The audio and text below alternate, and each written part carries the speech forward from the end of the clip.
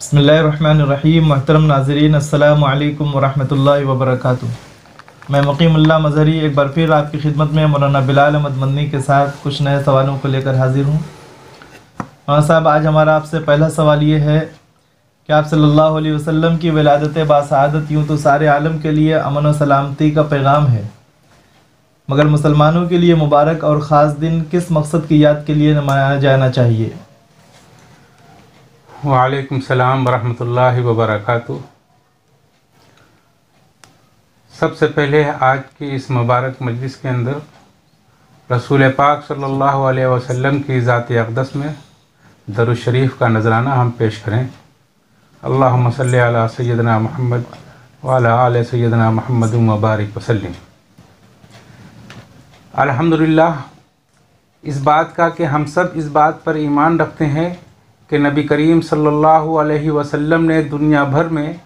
जो पुरअमन इनकलाब बर्पा किया, वो सिर्फ़ इस तरह रूनुमा हो सका कि लोगों ने इबादत तो अखलाक से लेकर के मुआशरत व मामलात तक के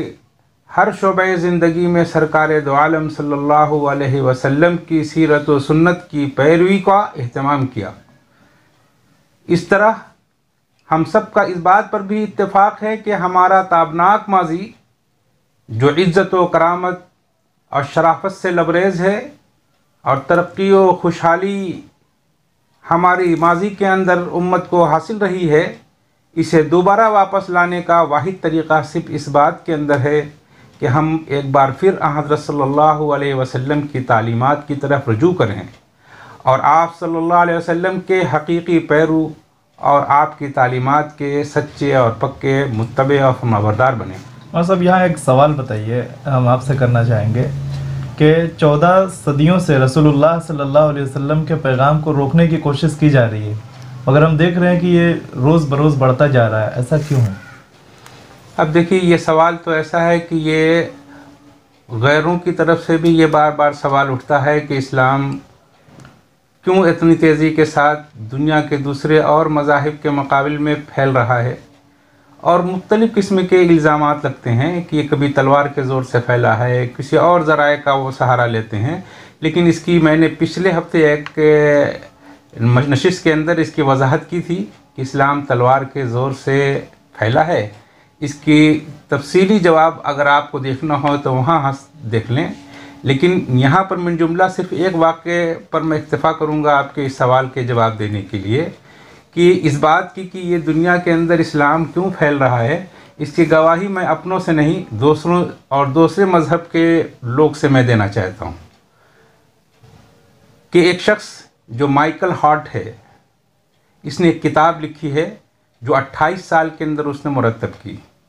और उस 28 साल की मुरतब शुदा किताब में 100 दुनिया की अजीम तरीन शख्सियतों की फ़हरिस्त बनाई। और उस किताब के अंदर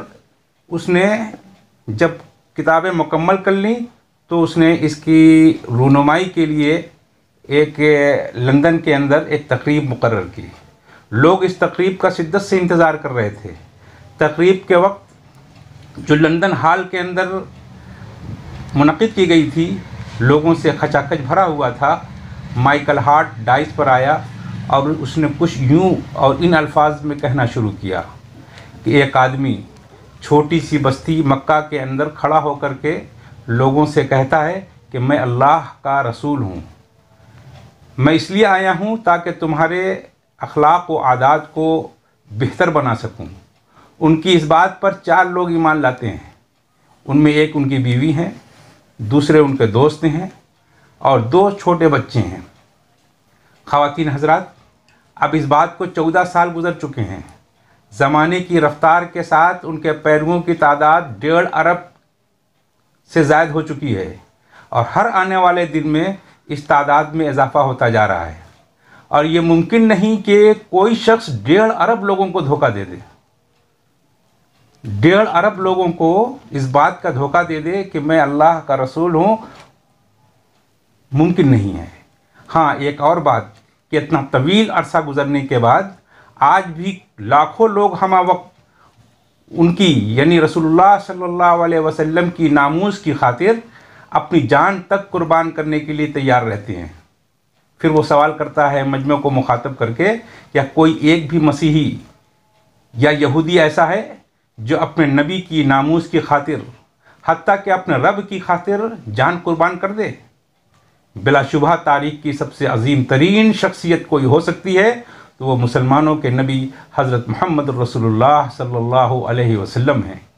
और माइकल ने सबसे अजीम तरीन शख्सियत का ऐलान जब हाल में किया तो सारा हाल शशदर रह गया और खामोशी छा गई और सब पर सख्ता छा गया। सवाल ये पैदा होता है मौलाना साहब कि फिर हमारे इस ईमान और एतकाद का हमें फल क्यों नहीं मिल रहा है? वजह है, जो फल जिन हमारे सलफ़ और हमारे बुज़ुर्गों ने हासिल किया था उनके ईमान और आज के मुसलमानों के ईमान का तकाबुल कीजिए तो आपको अंदाज़ा होगा। साहबे कराम का ईमान दरअसल वो महज अक़ली और नज़रियाती ईमान नहीं था, बल्कि वो एक ऐसा तबी ईमान था जिसकी जड़ें उनके दिलों में मुस्तहकम थीं। चुनांचे मईशत व मुआशरत, सीरत व अखलाक, इबादत व मामलात, यहाँ तक के शक्ल व सूरत और लिबास व वज़ा तक ज़िंदगी के हर शोबे में उन्हें नबी करीम सल्लल्लाहु अलैहि वसल्लम के तौर तरीक़े के सिवा कोई और तरीक़ा भाता नहीं था। उनके इत्तिबा नबी की खुसूसियत ये थी कि उन्होंने इस तमाम मामले के अंदर कभी किसी की मलामत की परवाह नहीं की, न किसी की तरदीद व तनकीद को खातिर में लाए और न कभी गैरों के तमस्खुर और उनके मजाक का कोई असर कबूल किया। इसीलिए आज के दिन तमाम मुसलमान आलम से उमूमन और अपने अहले बनारस के मुसलमानों से ख़ास तरीके से ये अपील है कि आज के इस मुक़द्दस दिन के अंदर मुसलमान अपनी ज़िंदगी में अपने तरीक़त, शरीयत और अपनी माशरत में हज़रत सल्लल्लाहु अलैहि वसल्लम की मुकम्मल इत्तिबा करें ताकि उनकी ज़िंदगियाँ बज़ाते ख़ुद सुन्नत नबी सल्लल्लाहु अलैहि वसल्लम का कामिल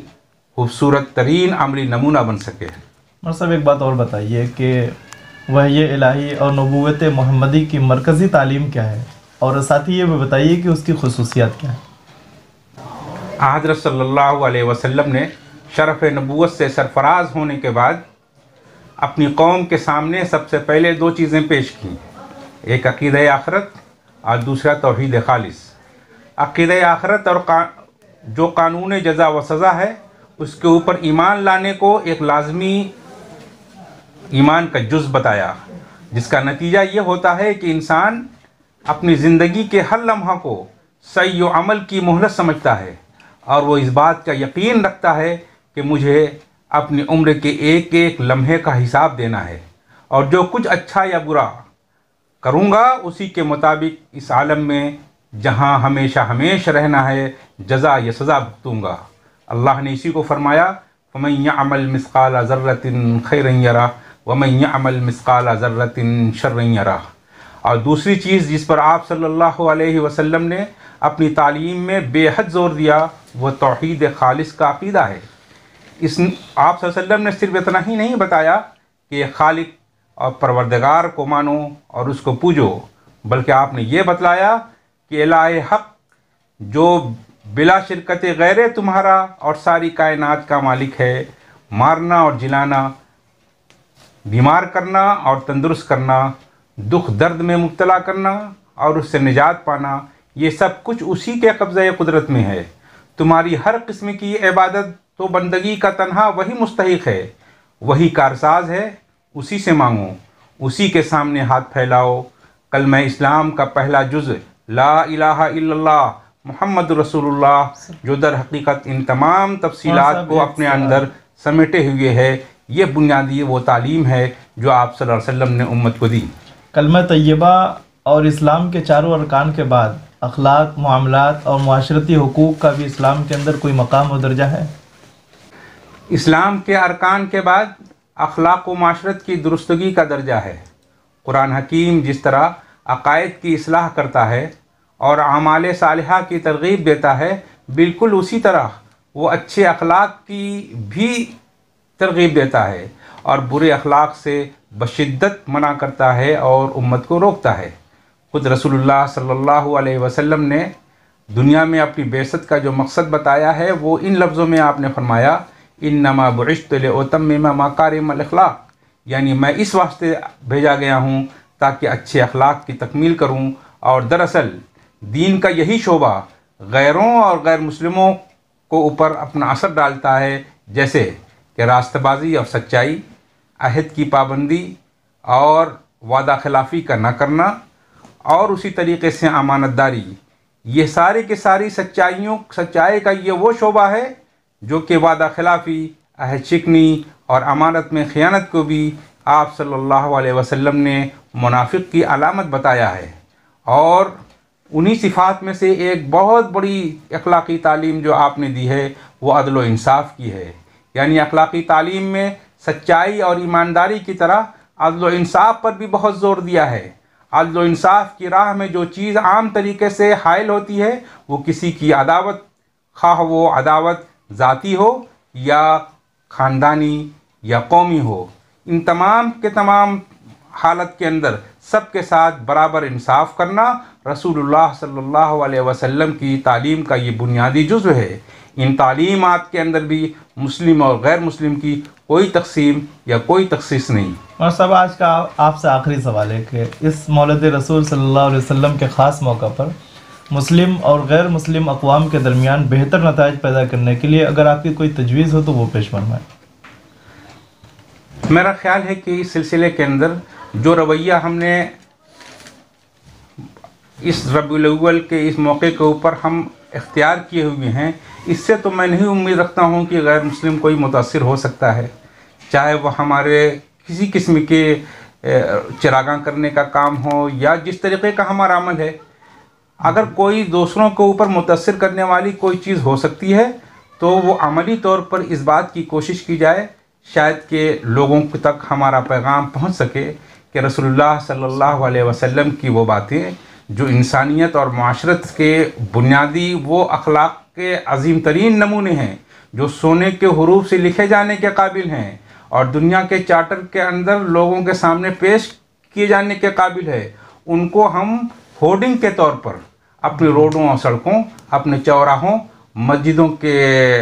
गेटों के ऊपर आज के इस दिन में हम इसका एहतमाम करें कि हम उसको होर्डिंग लगाएं और उन जुमलों का इस्तेमाल इस तरीक़े से उन ज़बानों में हम होर्डिंग लगाएं जो ज़बानें भी हमारे गैर मुस्लिम अफराद भी उन ज़बानों को समझ सकें। तो इससे लोगों तक आज के ये ख़ास दिन के अंदर लोगों तक इस पैगाम के पहुँचने का ज़रिया हो सकता है। और दूसरी बात जो हमें आपसे अर्ज़ करनी है कि इन दिनों के अंदर हमें कोई भी कौम हमारे मजहबी और हमारी इबादत से मुतासिर नहीं होता है। आप नमाज़ पढ़ते हैं, रोज़े रखते हैं, वो आपका इनफरादी अमल है, लेकिन कौमें जो किसी से मुतासिर होती हैं वो कौमों के अखलाक और उनकी मुआशरत के अच्छे किरदार से मुतासिर होती हैं। अहद करें आज के दिन इस बात का कि हम अमली तौर पर अपने अखलाक और मुआशरत को दुरुस्त करेंगे और दूसरे आप सल्लल्लाहु अलैहि वसल्लम की अखलाक और मुआशरत पर मबनी जो अहकाम और जो आपकी तालीमात है उसको होर्डिंग लगा करके अपनी रोड, चौराहों और दूसरे सड़कों के ऊपर हम इस तरीक़े से पेश करें कि हर गुज़रने वाले की निगाह उस पर पड़े तो ये जान सके कि ये मोहम्मद प्रॉफिट सल्लल्लाहु अलैहि वसल्लम जो हमारे मुसलमानों के नबी और रसूल हैं, उनकी ये सच्ची और हकीकत पर मबनी बातें दुनिया के लिए किस कदर नाफ़े और मनफ़ात बख्श हैं, ताकि हम और आप और सारे लोग उसे फ़ायदा उठा सकें। अल्लाह ताला हमें इन तमाम चीज़ों पर अमल करने की तौफ़ीक़ नसीब फरमाए। जी बहुत शुक्रिया मौलाना साहब। इसी के साथ आज की इस गुफ्तगू को ख़त्म करते हैं। अगली नशिस्त में दीगर मौज़ूआत के साथ फिर मिलेंगे, तब तक के लिए हमें इजाज़त दीजिए। अस्सलामु अलैकुम।